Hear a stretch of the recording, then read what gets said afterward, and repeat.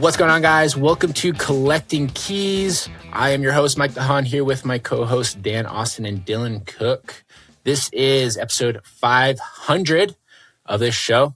My original plan was to call this the end of Collecting Keys and have kind of like a joke about how the show's ending and then relaunch with a new brand because we have moved away from real estate a little bit. But we all got busy. When you're running real businesses, that happens. And so like the hobby podcast, we just never got that together.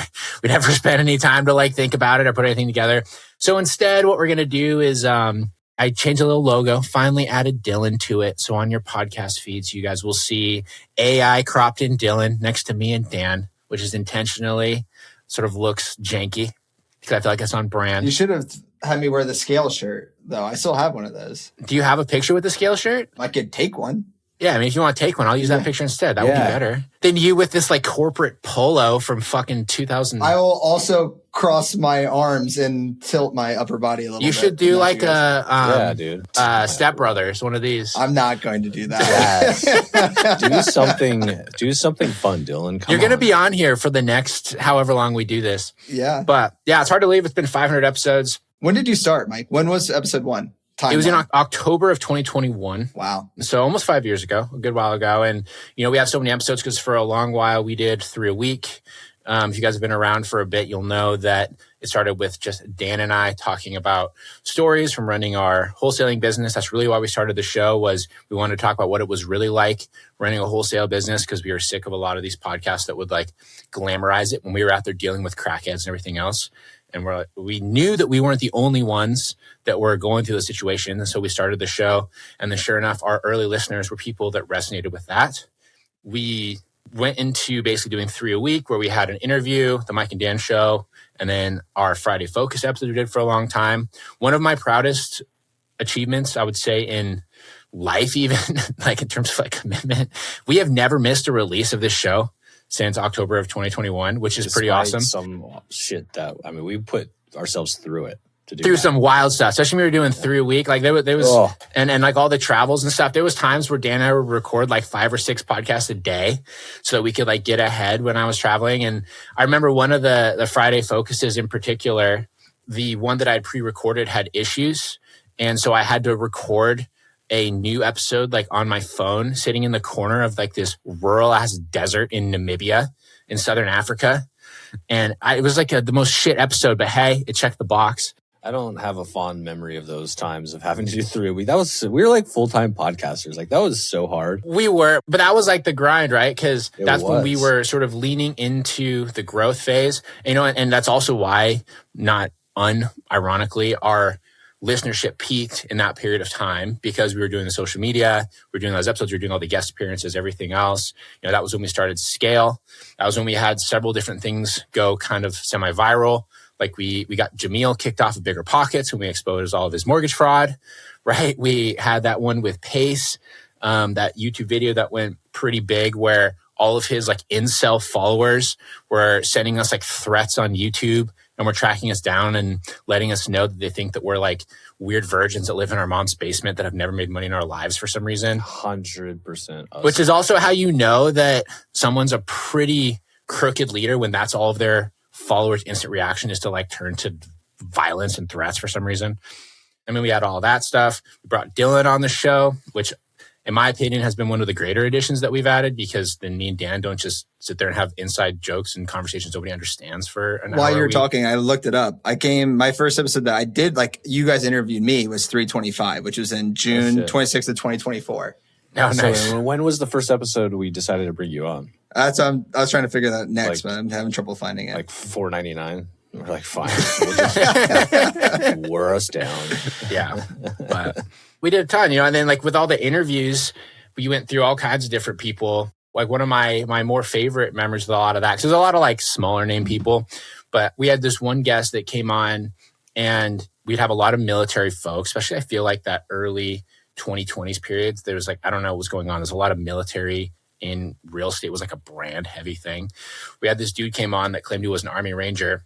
And I had the incredibly awkward experience of sitting on like our pre-show while Dan was trying to talk to this dude about Army Ranger stuff. And the dude was like fumbling over his words, not really knowing how to answer Dan's questions. And we got to the end of the show and Dan's like, that guy didn't do shit. He's such a liar. There's no way he was a Ranger. And I opted not to air that episode because I didn't want like to promote his stolen valor, because his whole thing was about how his Ranger training made him better at real estate. So that was funny for me. I liked that one. But yeah, we got a lot of good stuff. It's been fun, and I appreciate everyone that stuck around with us through a lot of the changes and ups and downs. And every now and then we do get little spikes of growth, which is great. The show's been mostly flat listener-wise for the past couple of years. But every now and then we blast Brandon Turner and have a show that goes like mega big. It's unfortunate that's what it takes in modern times to get a lot of traction. I think that's why, professional influencers, they really focus on negativity with a lot of their stuff, because that is honestly what people want. Because the other thing that gets a lot of promotion is sex appeal, and none of us have that. So, it's just, we got to take what we can get, which is talking shit. But anyway, it's been a great run. We're going to keep it going. I mean, I would say, just to round that off, the biggest benefit at this point that we have with the show, obviously we got a lot of listeners, which is great. It is generally a fun thing. I like to have a good excuse to chat with Dylan, even though I chat with Dan all the time, so I don't need to stop with him. But when you do something like this and you tell people that you have a podcast, like in a professional setting, everyone's first reaction is super dismissive because everyone and their mom has a fucking podcast. I get so much fulfillment when I sit there and I watch them on their phone pull up our podcast and they go, holy shit, you have 500 episodes, right? And even though they don't know that our listenership is relatively small, the fact that you've committed to doing something 500 times shows a level of commitment that immediately elevates you on a professional level. It doesn't even matter what the outcome is or what you get from it on a daily basis. And no, the thing is not profitable anymore. We had our scale community we ran for a while where we did turn a profit, but now Dan and I, we pay monthly for our producer and everything else to do this show. But that gives you a ton of credibility. I think that being said, we should bring on our first sponsor. God, who should we bring on? Why? Like sell our souls? SLA Capital is the sponsor. Technically, SLA Capital, it is. It funds everything. Technically, we did run an SLA Capital ad for a little while. I don't know if we still do or not. Our producer would know that. I want a good sponsor though. That's one of those things that's it's not worth selling our soul for $500 a month.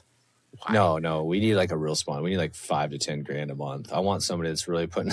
We need about 10 times more listeners to have even the most minimal sponsor. Stuff like that's tough. We're gonna think on this. Yeah. Anyone wants to sponsor the show, hit me up at Mike_invest on Instagram, and you will get to have your brand tied to 3 white dudes who say semi-questionable things on the internet once a week. Yeah, and it'll be there forever. And that is the thing too about having this show. I will have people that hit me up and they'll be like, what did you mean about this? I'm like, when the fuck did I say that? That could have been 3 years ago. I post and ghost, dude. Yeah. I say stuff. Sometimes I don't agree with the following week. Yeah, totally. True. All the time. And that's business. And we'll get into that too. Do we believe in the past? What do we believe in now? That everything changes all the time. Everything changes. It's evolution, man. For sure. Yeah. So for today, what I wanted to do is we were going to do a little, I don't say a recap of the last 500 episodes, or just more of going back to that period of time when we started the show versus now, highlighting a couple of different things. And so what we're each going to do is we're each going to go through a deal or story that we'll always remember. We're going to share our biggest win in business with the show, whatever that is, our biggest loss, and then how our view of success has changed versus now. So how we'll do this is we will start with the first question. We'll each go around. We'll go to the next one, to the next one, to the next one. And we'll see if we can get this done in a reasonable amount of time. Sound good, everybody? Let's do it. Perfect. Sure. Let's go. All right. Cool. So looking back since October of 21, deal or story, we will always remember. I don't know, we have a handful of them. I felt like we had a period of time, Dan, where a lot of them were super, super crazy. The one that I will always remember is a good story that I will repeatedly tell. It's actually one of our early episodes. I want to say it's episode 10 or 11, was when we had that seller that got abducted from closing. I would say that this was actually the spirit of the show for a long time. And so the short version of that story is there was a mobile home with a very challenging seller. There were squatters that lived in the property, And they had kind of gotten buddy-buddy with the seller because they would dish each other drugs, whatever they were doing. Essentially, the squatters found out he was selling the property. He was talking to another investor that had gotten friendly with the squatters. Basically, we were going to buy the property. The mobile notary was meeting with the seller in this shitty mobile home. The other buyer that we were competing with had been alerted by the squatters of what was happening. He decided to show up in his truck, kick in the door, drag the seller out of the house, put him in the truck, and just drive off into the day, like wherever they went. All of this while our newest employee was on his first day at work, making sure that the seller went through with the closing, was sober, and didn't have any other issues that were going on. And he's calling me being like, I don't know what to do. This guy just came and took Jeff. And I called around to the different title companies because I guess like this guy said that he was buying the house. That's what he said as he was leaving. I called around to the different title companies to see if anyone had an open file. I found the attorney that did, local attorney that doesn't have the best reputation, but he will do creative stuff. And told him what happened. He's like, okay, thanks for letting me know. A week later, he fucking closed out the deal with his other buyer and completely screwed us. And we had like signed docs. We had a buyer with money in. Everything was done. All he had to do was sign this deal. In hindsight, don't you think he was also probably connected to the lender? 100% he was. Of course. Yeah, exactly. So it's like, of course, he's incentivized if you're going to go. Yeah. He's not going to like not close it because he wasn't going to get paid if we did it because we were doing it through our own title company. Right. So that was a huge story that like, it's just so crazy that it happened. There was so many lessons that was learned from that, particularly around how nasty that the industry can be.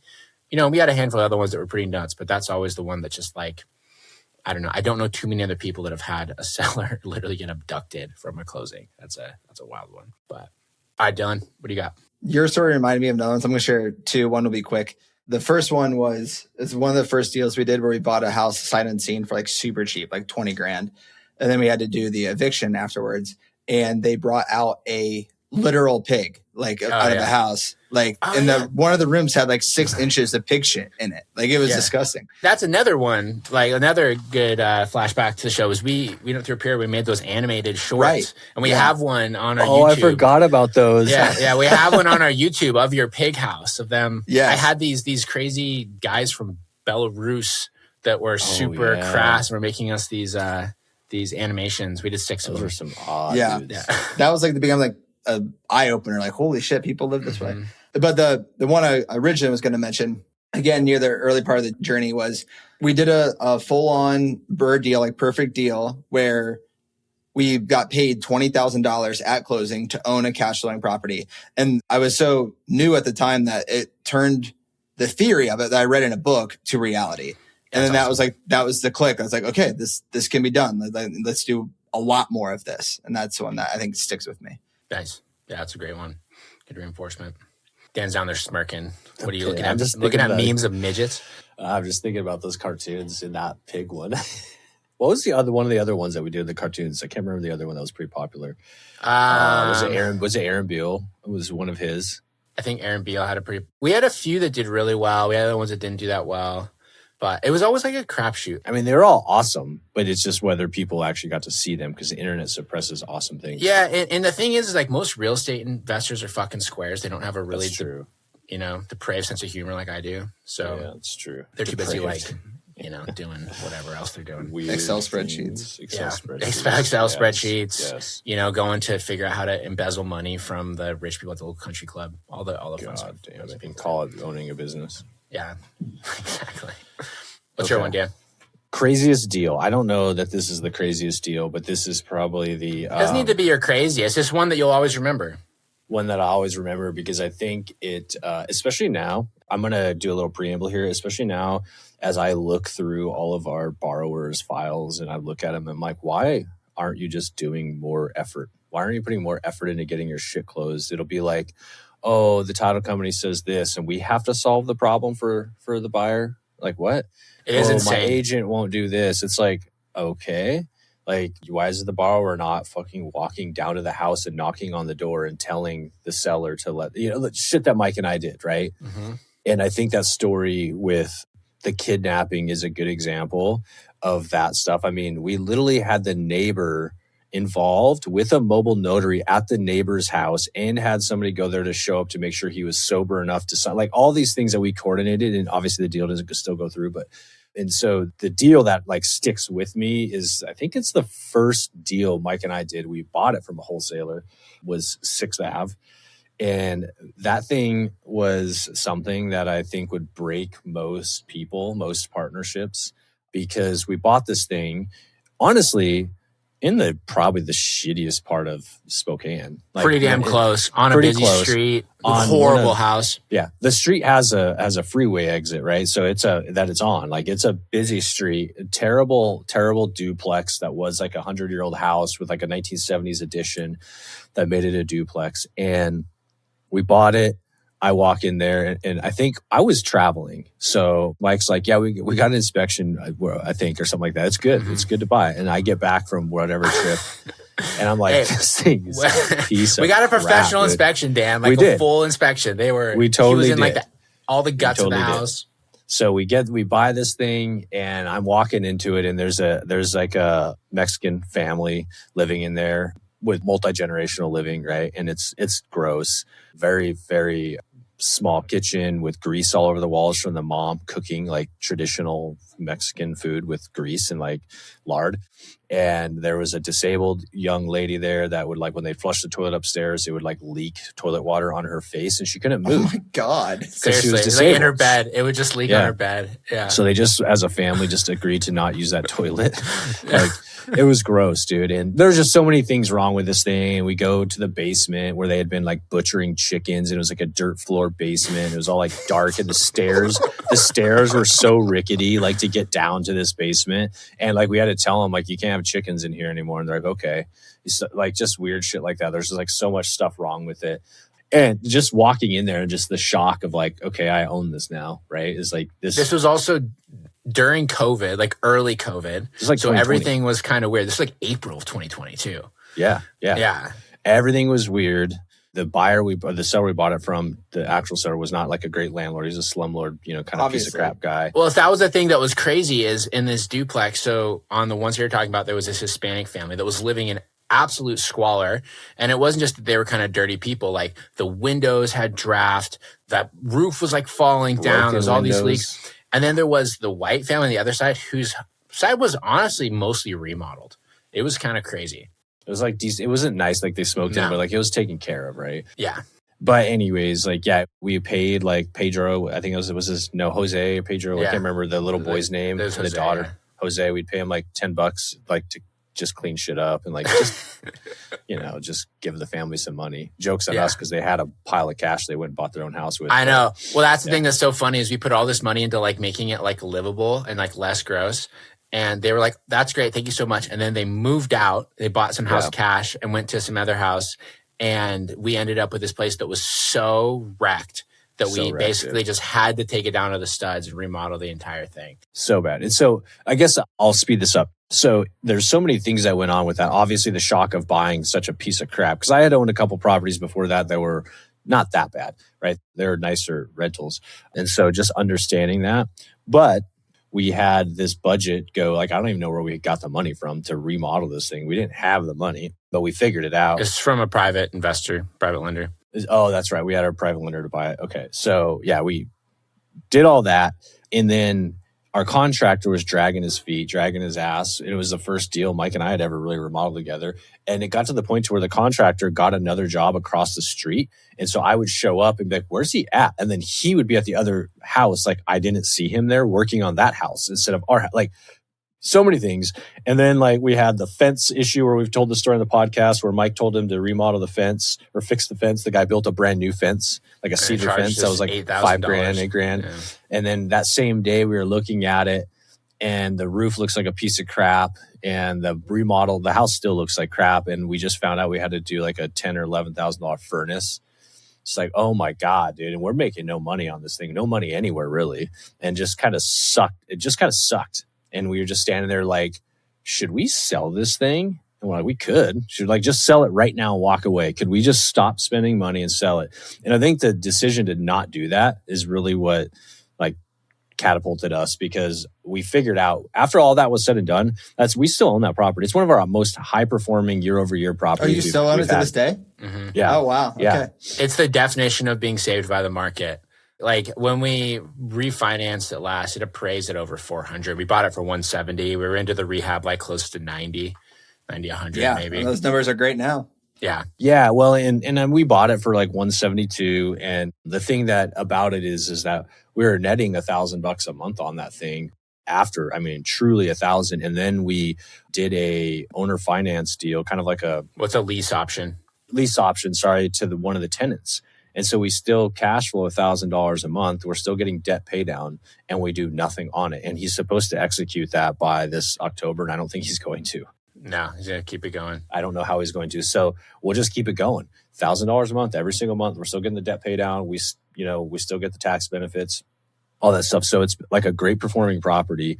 And just to be able to survive that, I think every situation Mike and I because we ran into some weird situations, including the year where at the end of the year, we're like, I think it was like $500,000 we had to come up with in like 30 days that we did not have. Mm-hmm. Like just so many things went bad all at the same time. We're like, we got to figure this out. And I think every problem after that we faced as partners, as investors have been like, okay, we'll just figure it out. Has felt like child's play. Yeah, right. Yeah. Yeah. Well, we had that sub 2 get called. That's what you're talking about. That was, I think it was almost $800,000 we had to come up with in 30 days. No, I'm talking about the other time we had that happen. Remember when we didn't get the refi on Glenn that we were supposed to pull out like $100,000 or we didn't sell it. The sale fell through. And that's when First Citizens called our line of credit.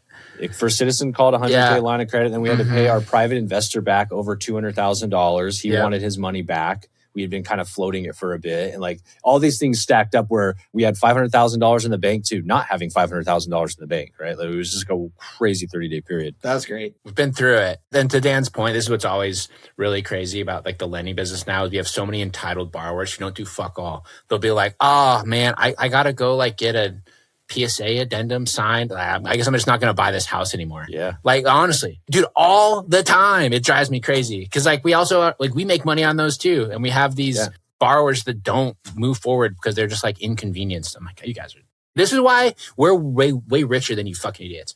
Like honestly, we put in the time. Because we put in work, dude. We put in so much work, dude. We made it work. God. It was not easy. Yeah. So anyways, all right. That was a good one though, Dan. That was a really, really good one.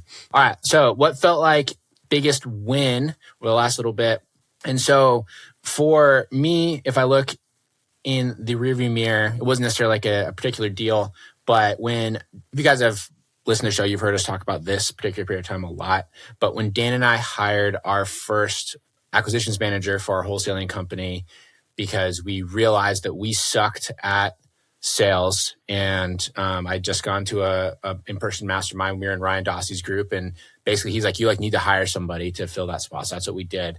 And we hired this person. We took a limb. We didn't even have enough money to pay her first month's salary. So we're like, she better figure out how to close some deals. And in that first month, she closed 7 deals that were already in our existing pipeline. And we made so much money that my view on just like business and money changed forever. Like literally in like a 1 month period. And then over the next, I would say 6 months before I ended up having to fire her because she tried to get a job at like one of our competitors and then hold that over my head to like make more. Yeah. Joke's on her. Mike isn't cool with that. Yeah, I'm not cool with that. I just fire you. I don't care. But that 6 month period of time, I would say is like probably the biggest win where we were just like growing aggressively and learning so much. And I really realized what owning a business was like, as opposed to being like a solopreneur having to make my own money, because our revenue was going through the roof and none of it was fully due to us being directly involved. Right. Even though we had a really small team at that point, you know? Yeah, that was an interesting time too. And I don't know if you've gone through this, Dylan, as you've done hiring, but it's like you go back to that, like we literally didn't have enough money. So we weren't in like a great spot to like hire somebody. Like you would say, oh, grind it out. Well, we were grinding it out. Like we were trying to figure it out. We just weren't good enough at it. So doing that was a huge step. But like going back to like the idea of when you're hiring a person, I kind of look at it this way. You've got like 2 options in this specific business, but more so in any sales business is like you can hire somebody to handle all the back office shit, like an admin, which is actually probably easier to hire for, so that you can go out. Like if your bottleneck is like doing the sales, like you just need more time to do more sales. get out and do the sales. And especially when you're like a small business owner, like most of us are. But if you suck at the sales piece, like Mike and I did, and it's not that we didn't suck. It's like we just weren't able to get enough deals through the pipeline to do what we wanted to do, candidly, right? We wanted to go bigger and do more. And we both weren't doing a good job at it because we were both kind of doing it. And so bringing her in and putting her full time completely catapulted us, and then let us each do our own respective zone of expertise on the back end of the business. And that's where it was able to take off. And like, it's hard for people to understand that, because sometimes you're like, well, I don't want to hire somebody because I don't want to spend the money. Like, I need every penny I have. That might be true, but if you're like us, we didn't have any pennies anyways. So what were we going to lose, right? Exactly. But the other piece is do you have the ability and the time to like bring that person in and like actually make them successful? And you know, that's hard for a lot of people. It is hard. And like a lot of employees suck. We lucked out with somebody that actually was pretty decent at it. It was just at least a good person. Like, I wouldn't say she was like great at sales, but she was just good at talking and showing up. Yeah. And that kind of sales at that period of time, that was what you needed. This was also, you know, late 2020, where every single borrower, every single seller hadn't talked to a wholesaler already. And they really just like needed somebody that they could empathize with them. Yes. Yeah. Exactly. And she was the perfect person for that period of time. But I remember the first time I was at the gym, and it was the first deal my new AM got that I didn't get myself. And I was like, nice. I'm at the gym and going to make money. Like that was a light bulb one too, for sure. Yeah. You know, the other piece is like the level beyond that is when deals become widgets to you, and you're like, okay, like, I know I did dispo for a while on our stuff. It's like, okay, I have to like learn about this deal because I wasn't involved in it. Like, okay, now this is a widget that I have to apply the widget techniques to and just do that part of it. Right. You know? Yeah. Right. Yeah, that's huge. But it's yours, Dylan. Biggest one, I'm going to actually choose a transactional one. I had one rental unit in the beginning of 2022. That was when I first like doing this full time. And then I pitched a random cold call to a 4-unit building. And it ended up the guy was in his mid 70s, him and his wife. They owned 2 4-units side by side and 2 duplexes side by side in great parts of town. Long story short is we ended up agreeing to a seller finance deal that took me from 1 unit to 13. So we bought all 12, and he carried the debt at 3% interest on a 30-year AM with a 10-year balloon. And to this day, those are the best properties, most equity, most cash flow, best everything. And I have 7 more years left on that loan. Nice. That's awesome. And then we made a lot of money that year. And because of that purchase, we didn't pay any taxes that year either. So like it was the trifecta where I was like, need to do more of these. And then I learned quickly that those are very few and far between. Yeah, so, that's a unicorn deal for sure. Yeah, exactly. Yeah.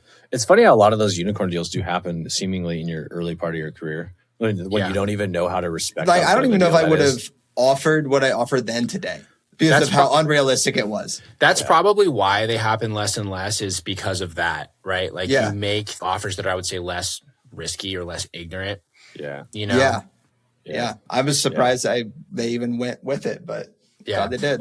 Like, I mean, if I look at Dan and I's biggest ever assignment fee, I didn't even know anything about what it was worth. There was a piece of land, and I just told our AM to offer $150. Or I think it was $200. I had no idea what it was worth. I remember the phone call when we were all on, like, talking about that one. It's like, I don't know. Like, we're like looking at it, and you're just like, offer this. Like, he's whatever. Just make this thing go away. Yeah, and then the dude accepted it, and then we ended up also anything for $100,000. Yeah. Even then, we weren't thinking that offer. You're like, maybe we'll make 20. I know. Yeah. But like looking forward as we got further into it, I probably would have just passed on it. I wouldn't even have spent the time. Right. What about you, Dan? Biggest win? Biggest win. I go back to that same time frame as Koza or as Sixth, and go to our Koza property, which I just got a freaking voicemail from the neighbors on that one today. So this is going to be your win? Is that property? Yeah, is that property. And it has nothing to do with that property. It has nothing to do with that property. It's when we were standing there and we wholesaled our first deal. So Mike and I, at the same time frame, we had bought this other property that we still rent out today. Like, I'm just so afraid of, like, I don't even go to that property. So I'm like, I don't even want to know what's going on there, just because of the people we have living there. But we were standing, and Mike and I have told the story on the podcast. We were standing there. We negotiated our first wholesale deal to make like $7,500. Yep. And high-fived, and we're like, hell yeah, dude. Because up to that point, all we had ever done is lose money. Mm-hmm. And up to that point in my life, all I'd ever done was like investing, right? Like, you're investing and you're like very future and forward looking. And I didn't know at all that it was possible to like make an income outside of a W-2. At that point too, $7,000, I was like, that's so much. Yeah. Oh, yeah. It like blew Yeah. my mind. I was like, that's what I make in like a month, that's a significant. Honestly, it was a significant, like, it was a good deal. And for me, it wasn't even like, oh, I've finally made it. Like, I didn't have that mindset. I probably didn't like fully soak it in. But I think the idea that you can actually make money, like, I don't come from a line of entrepreneurs, right? You know, Mike had already quit his W-2. So you were already kind of like trying to figure it out. And wasn't saying you were surviving, at least you're making money outside of that, had maybe figured out that you won't die if you didn't have a paycheck, right? And so like just that idea of being able to create your own wealth. And now, like, as I go forward in life and I even talk to other people, I'm like, you can make your own money. Like, you can in a million different ways. And I always tell people it's really quite easy to make $100,000 doing anything. Mm-hmm. It's actually kind of hard to get a company to pay you $100,000 even today, like a W-2 salary. I'm thinking about all the people that go have jobs and are incredible at their job and show up every day, work hard, and they make $83,000 a year or $95,000, and they're smart, maybe even college educated, all that sort of stuff. That same person could go and flip houses, wholesale deals, build decks, or a blue collar job on the side hustle, do something, and you could go make $100,000. It's incredibly hard to make $1 million in a single year. It is personal income. Personal income. Very challenging. Yeah. That's hard. I mean, there's companies that do $10 million in revenue and the owners don't do $1 million a year, right? Mm-hmm.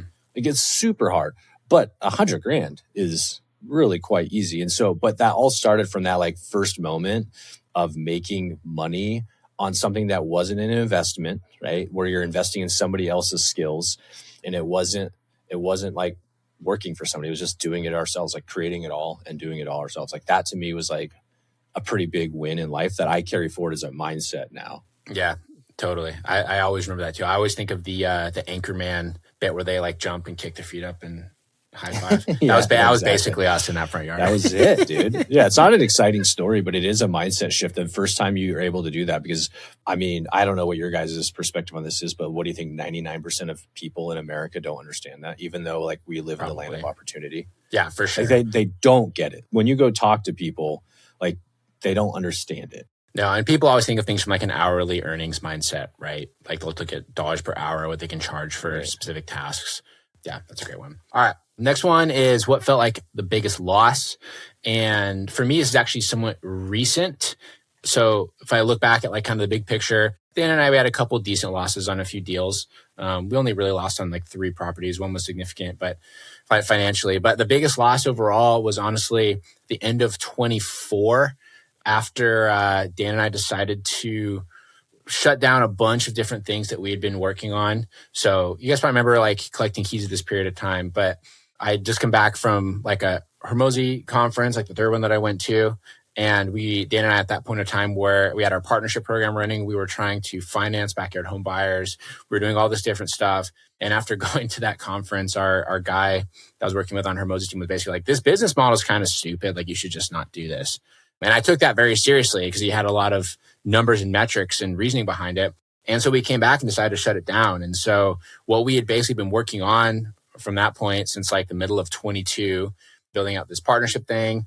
We had the scale program that we decided basically to stop promoting and stop trying to recruit for. That was slightly different. That was mostly because we realized that in order to make money as like a mastermind community, you kind of have to shill bullshit to people that are going to fail if you want it to be profitable. And we didn't want to do that. So we just kept it as like our small little social group.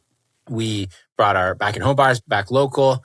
We brought on some partners that I think Dan and I both intrinsically knew were not going to be a long-term fit, but we were basically trying to leverage what we thought was going to be their need to make money, to basically make money for us, because they were in a much worse financial state than us. A lot of lessons from that about how you should not go into business with people that are in a worse financial state than you. But a bunch of different things happened in a very short period of time that I would say left Dan and I a little bit, I don't know, uncertain about where to go next. And for honestly a big part of 2025, that same thing continued. And we were leaning into our lending business, into Sir Lenz a lot at that point, primarily because it was directly in front of us. And ultimately, we were able to grow that into something that's starting to become very significant.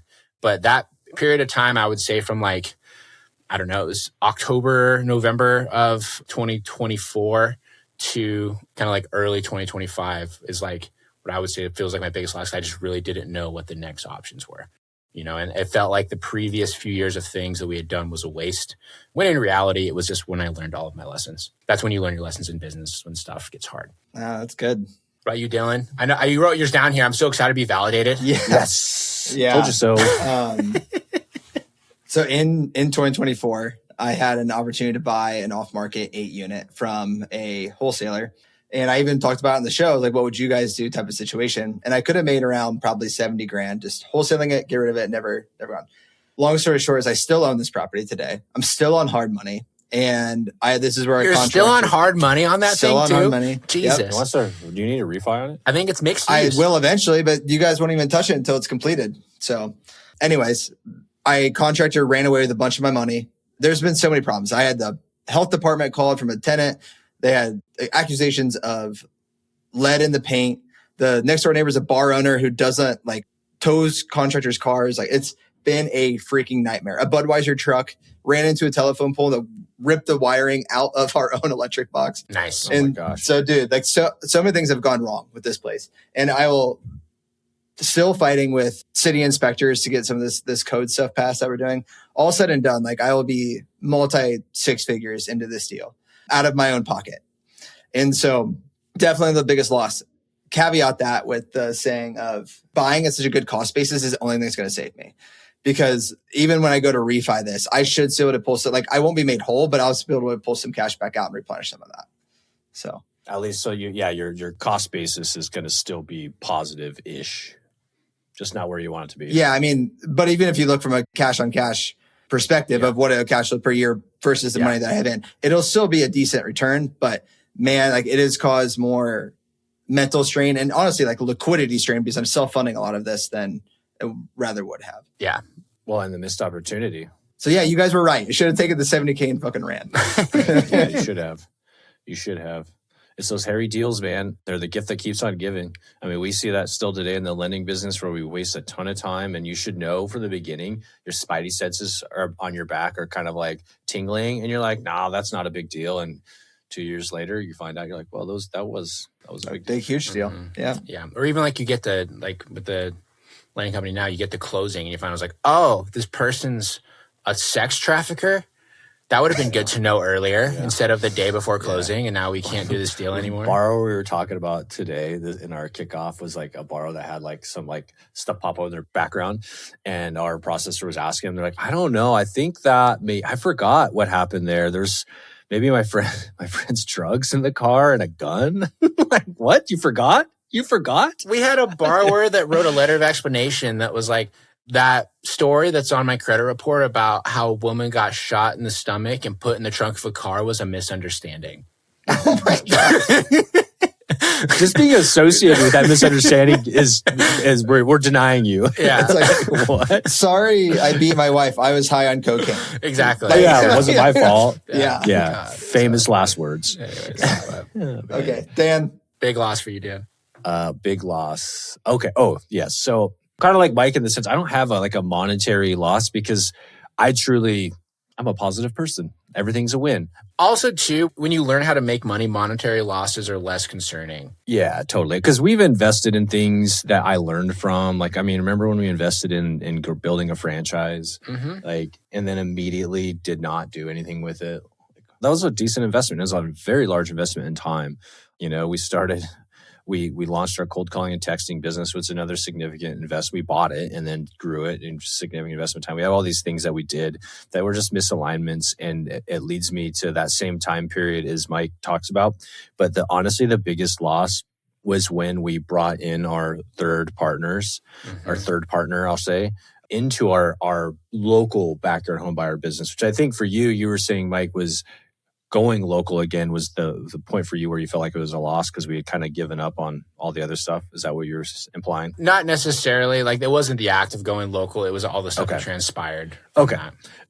So for me, like, the way I framed this in my head was it wasn't a loss. It was just massive disappointment. And I felt like every single day after we made that decision, despite trying to make it better, was just not fun. It wasn't good. It was stressful. It was annoying. There's just so many things about it that just kind of soured me on everything, on the industry, on the people, on the local people. Yeah. Just the stuff around wholesaling within that partnership. And that's still, honestly, we deal with shit today. I got a freaking $5,000 lawyer bill from this thing, like in my inbox. Did you see that, by the way? I forwarded you. Well, I'm not paying it. That's their problem. Yeah. I'm just saying, like, all these things that, like, ultimately got kicked back to Mike and I to be like, well, I guess if we're the mature ones here, we'll figure it out. And I don't mean that to like throw shade or blame at the other partners. That's just ultimately what it was. And without us busting our ass and figuring things out, nothing happened. And ultimately that period of time, which was like 10 months, was just like such a loss of like energy. Momentum, like excitement, everything. It was really brutal. And it just goes back to like, honestly, we should have just shut it down right then and there. And had we known what we know today, we would have shut it down at that point in time before we even got to that partnership, and we would have just done the lending, right? But we didn't know that.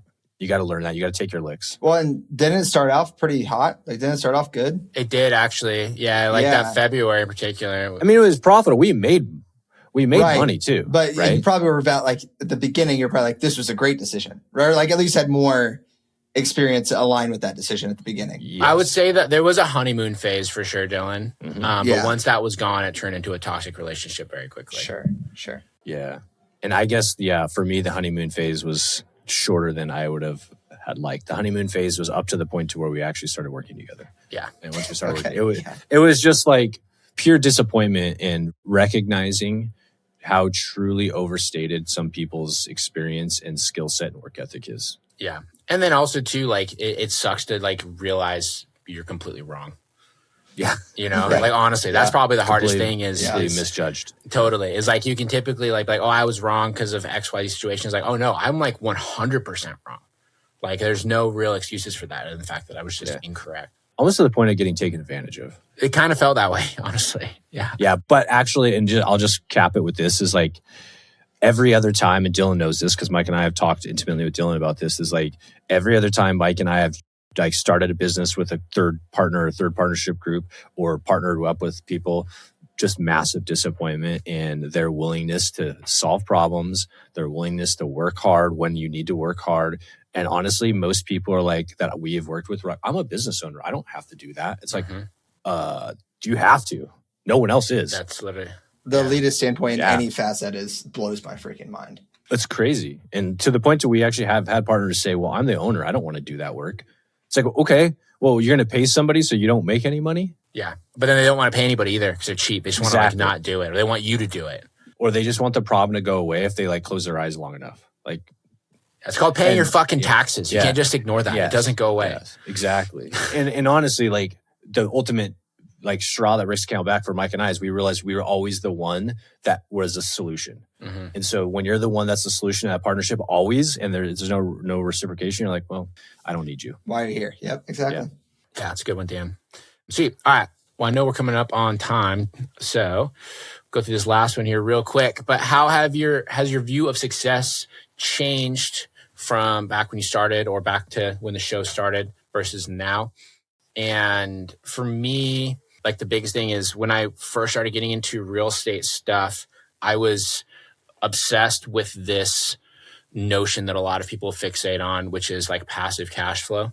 And I literally, when I moved into this house that I'm in now, which is not too long actually before we started the show, I found like my little notebook where I had like my goals that I wrote when I left my job in 2018. And one of them was to have $5,000 a month in passive cash flow, which is so hilarious to me because that's like nothing.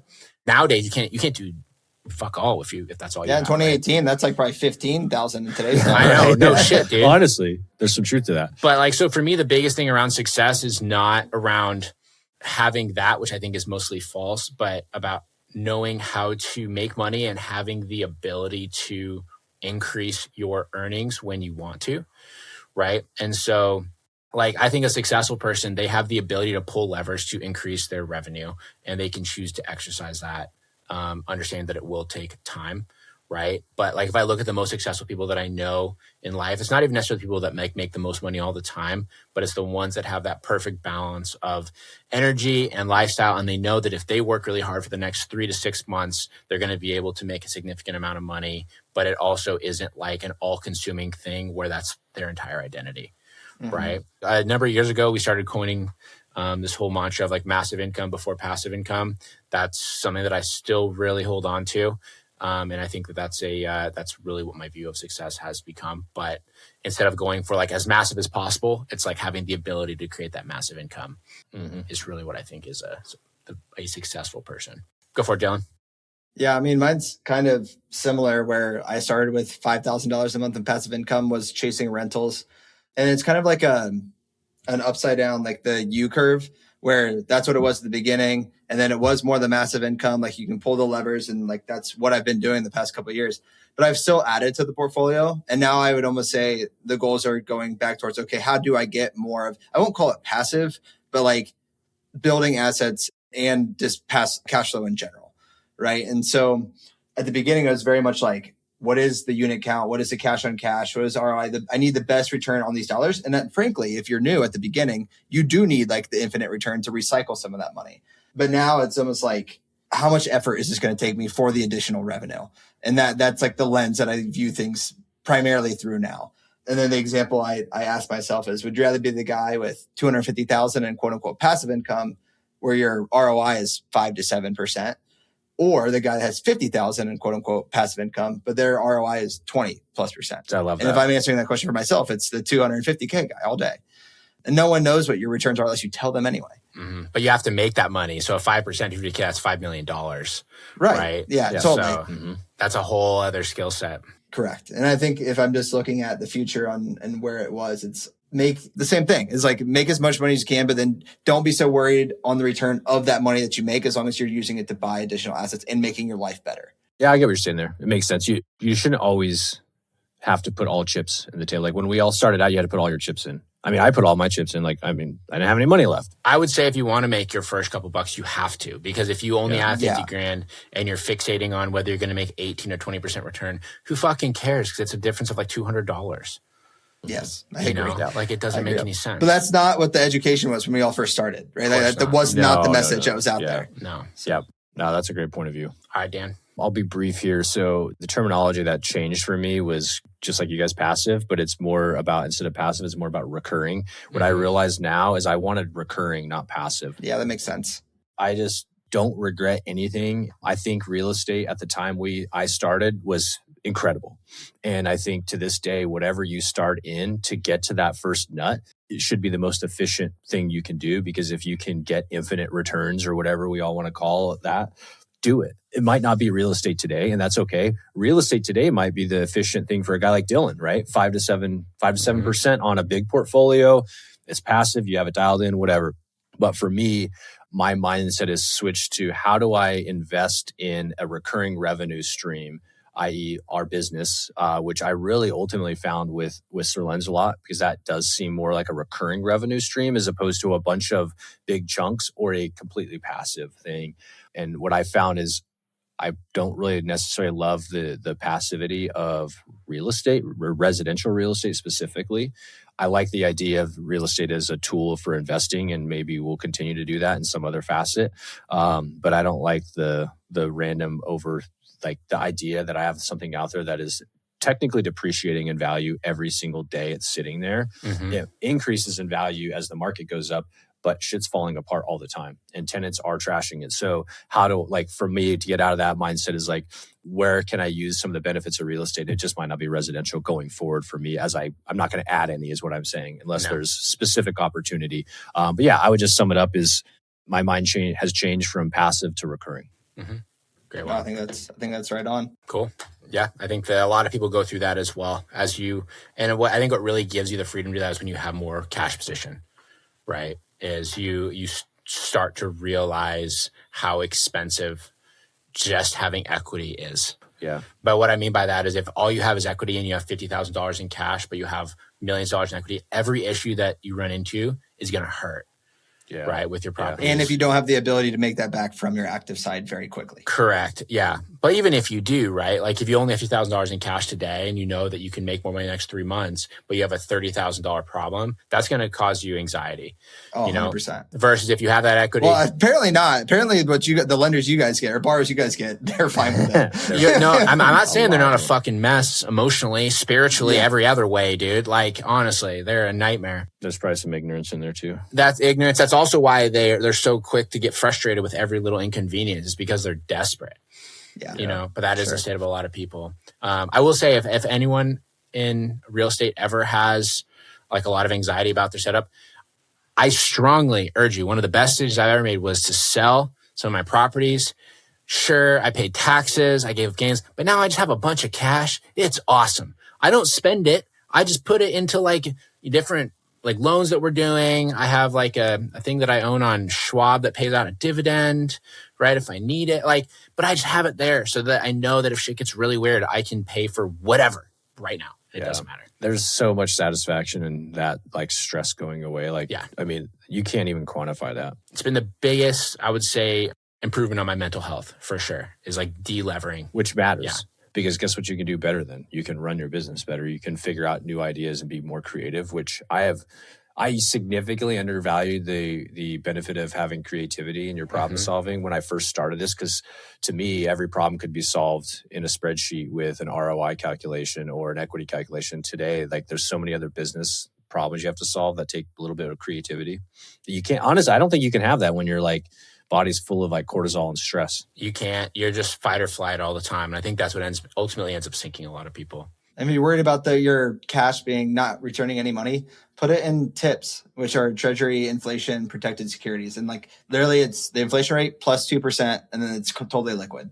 There you go. Perfect. Easy. There's always an good option tip for it. That's a great tip, Dylan. There you go. Like your plan words there, man. Tip for tips. Tip for tips. Yeah. All right, guys, we'll wrap this up. Seriously, everybody, thank you so much for listening with us for 500 episodes. Some of you guys have been around a long time. Some of you guys are new.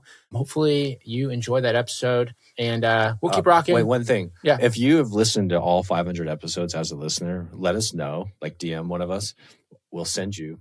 I mean, I could send you some old Collecting Keys shirts I got down here. Yeah, Dan's got there we go. I got some scale shirts down here. I don't know. How does someone prove they've listened to all 500? Honor code here. Honor code? Honor code. If you have. Yeah. And maybe we'll bring you on as a friend of the show. They might be nerds if they listen to us that much. Like, they might not be fun. Yeah, they might be autistic. We don't want them. But if you have, I would love to know if there's anybody out there that's actually listening. Would it be the end of a show like the 500 for Dan saying something about autistic people? Yeah, right. Yeah, what you're saying, if you've listened to our show, you're definitely disabled. Sorry. Sorry, neurodivergent. We don't say disabled anymore. But either way, if you have listened to that, many have been around for a while, just send me a DM on Instagram, Mike_invests. Dan will send you a shirt. We got a bunch of extra ones. We just get rid of them at some point. I mean, we don't sell them anymore. Yeah, so we're going to send them to Africa. Send me a large. Dude, that would be like the highlight of my life if I'm like on a trip somewhere in some like third world country and I see some person wearing like a FEMA Collecting Keys shirt that they got. Oh my God. That would be amazing. You know, because all they do is they like when I went to Egypt, then we'll wrap this up. I'd always see people that have like, Bengals Super Bowl champion. Like they're wearing shit that's obviously false. The Browns haven't won the Super Bowl. Or one of my favorites, I'll always remember this lady, older lady, super fat, downtown Cairo, one of like these little streets. She's walking around and she's wearing this massive oversized shirt that just says 3-6 Mafia on it. Nice. I was like, she has no idea what that means. No idea. But it fits, and that was all she wanted. So anyways, guys, thanks everyone for 500 episodes, and we'll see you guys next week. See ya. See y'all. This episode is sponsored by Sir Lancelot LLC, also known as SLA Capital, which, if you didn't know, is Dan and I's private lending company. So yes, we are sponsoring our own show, but what you going to do about it? It is our private lending company that offers hard money and DSCR loans to real estate investors of all types. So you can be a new investor, an experienced investor. You can be buying flips. You can be buying rentals, whatever. We can do everything. And not only that, but the rates that we offer are just as competitive, if not cheaper, than pretty much every other company out there. So whatever big company you've been working with, bring us their term sheets and I guarantee you that we can probably beat it. We have the same connections they do. We just don't have all the overhead and middlemen. So if you want to come and check us out, go to slacapital.com/keys and I will know that you came from the show. And by seeing that you came from here, when you get to closing, you will save $500 on your first loan with us. So slacapital.com/keys, we would love to fund your next deal. Thanks for listening, everyone. If you want more from us, you can shoot us a follow on Instagram. I am at Mike_invest. Dan is at InvestorMan Dan. And Dylan is at Dylan_does_deals. Shoot us a follow and send us a DM to let us know what you think of the show.